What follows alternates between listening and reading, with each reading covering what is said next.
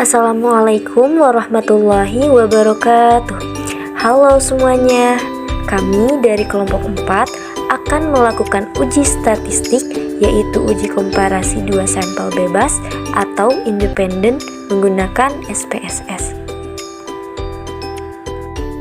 Nah, sebelum kita melakukan uji komparasi tersebut, sebaiknya kita mengetahui apa sih uji komparasi itu? Nah, uji komparasi adalah salah satu teknik analisa statistik yang dapat digunakan untuk menguji hipotesis mengenai ada tidaknya perbedaan antar variabel atau sampel yang sedang diteliti. Nah, untuk teknik uji statistiknya,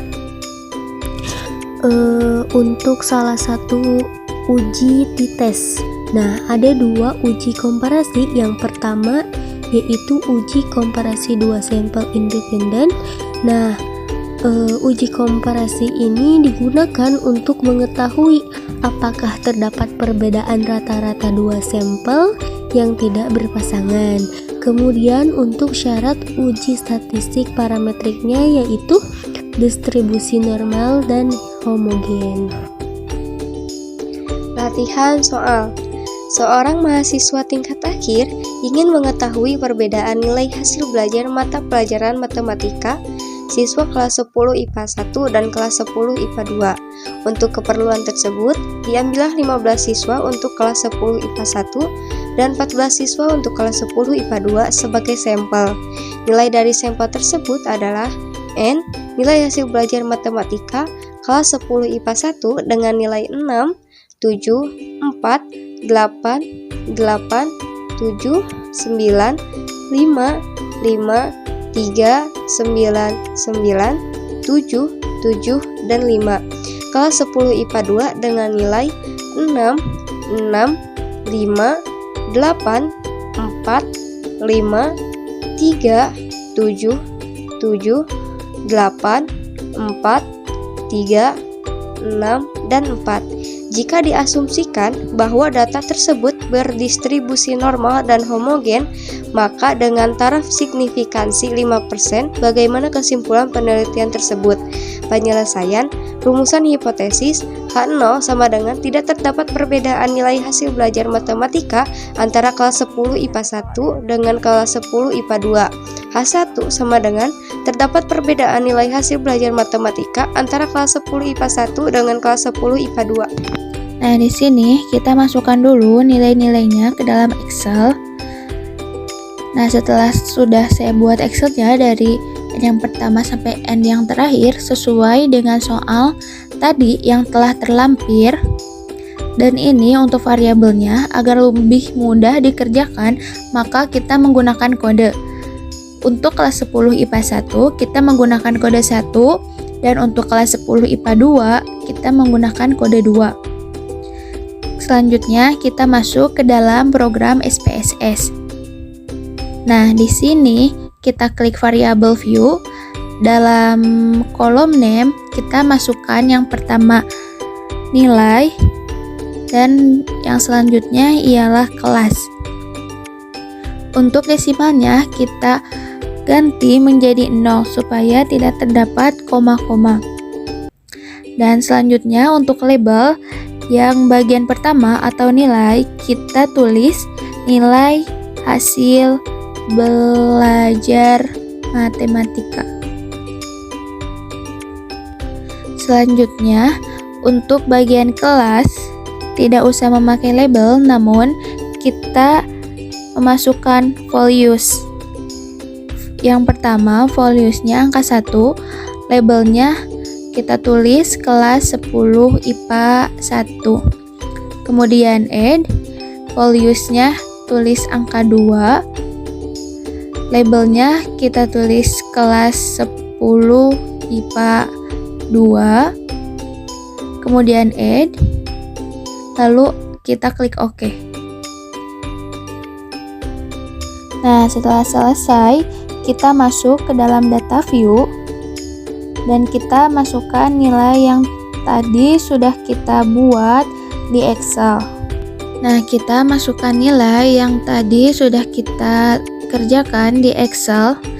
Kita copy data yang pertama, yaitu kelas 10 IPA 1. Kemudian kita masuk ke dalam program, kembali masuk ke dalam program SPSS. Kita paste di bagian nilai. Selanjutnya data yang kedua, yaitu kelas 10 IPA 2. Kita copy, kemudian kita paste di SPSS di bawah data yang pertama. Selanjutnya kita masukkan kelas menggunakan kode yang tadi. Untuk kelas 1 IPA 1 kita menggunakan kode 1. Kita copy, kemudian kita paste di bagian kelas.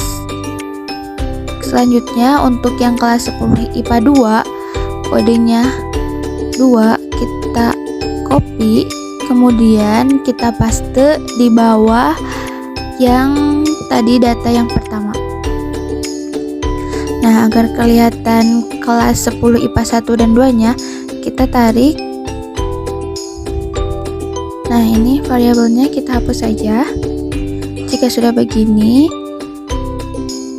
kita klik analyze, kemudian compromise, lalu kita pilih independent sample t-test. Nah, di sini untuk tes variabel kita masukkan nilai hasil belajar, dan untuk grouping variables kita masukkan kelas.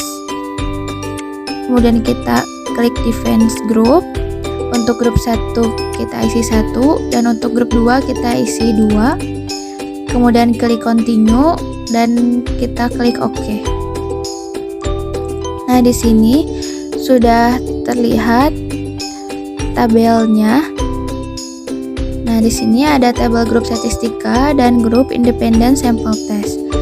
Kemudian kita copy independent sample test tersebut, kemudian kita pindahkan ke dokumen yang tadi.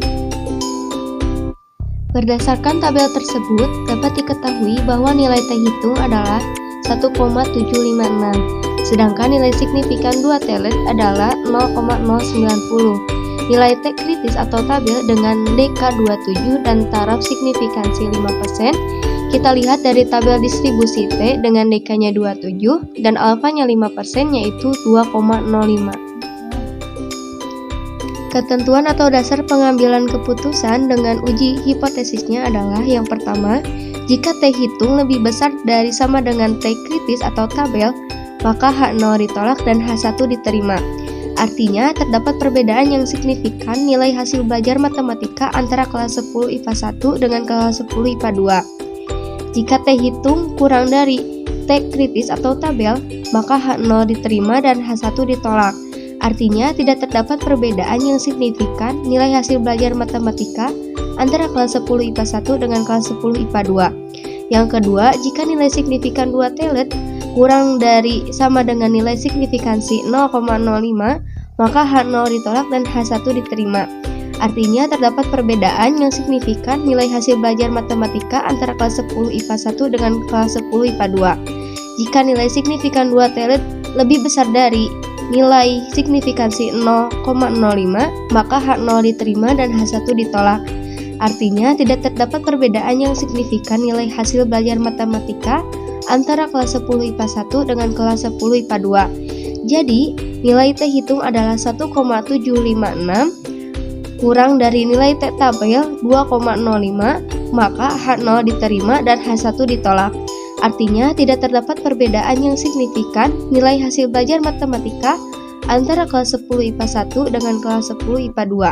Sedangkan nilai signifikan 2 telet antara 0,090 lebih besar nilai signifikansi 0,05, maka H0 diterima dan H1 ditolak. Cukup sekian video pembelajaran dari kami. Terima kasih sudah menonton. Wassalamualaikum warahmatullahi wabarakatuh.